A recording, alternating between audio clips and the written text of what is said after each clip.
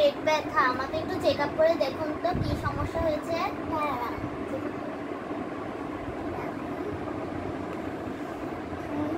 তুমি তো ঠিক আছে, এটা আছে সমস্যা, আমাকে একটা ইনজেকশন দেন। ইনজেকশন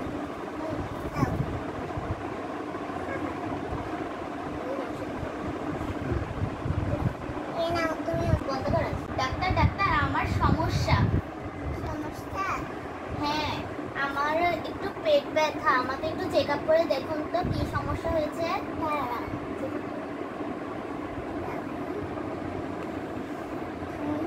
তুমি তো ঠিক আছে, না এটা আছে সমস্যা, আমাকে একটা ইনজেকশন দেন। ইনজেকশন